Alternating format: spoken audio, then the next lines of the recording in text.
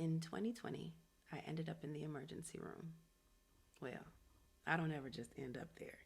I ignored the signals my body was sending me for the sake of being the strong one, for the sake of finishing my shift because I didn't want to disappoint anyone. And because of that, I ended up in the emergency room where a doctor walked in, already convinced I was only there for the drugs because I guess I made pain look so good. And before I could even catch the embarrassed, disappointed look on his face, I told him, I'm leaving. And he looked at me and he said, if you get in your car and you drive off, I am certain that you will die before you make it to your front door. I had emergency surgery. And a few weeks later, I was back on that same table. Only this time, they took a part of me that I can never get back.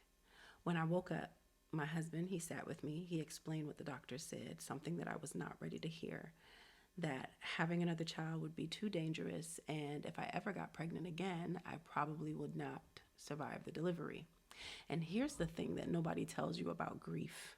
It doesn't wait for a convenient time, because at that exact moment that I was breaking quietly, privately, my daughter, Naila, was public. She was going viral.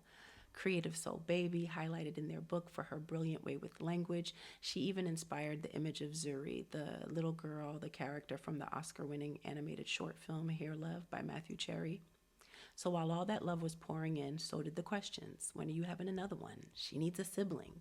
You have to give us another Naila. You're not going to let her be the last one, are you? And I would smile because that's what the strong ones do. I couldn't control what my body could no longer give. I couldn't control other people's questions, but there was something that I could control, how I carried it. And that is when it landed. Peace is not the absence of the storm. Peace is the presence that carries you through it. That is when my company, Grand Rising, was born. Not from a business plan, but from a hospital bed. From grief that had to go somewhere, from a rising that refused to stay down. My peace is my power, my rising is grand. That was my mantra.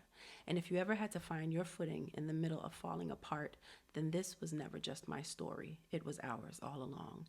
And we're never alone in it because we are living it together. You're not falling apart. You are in your grand rising.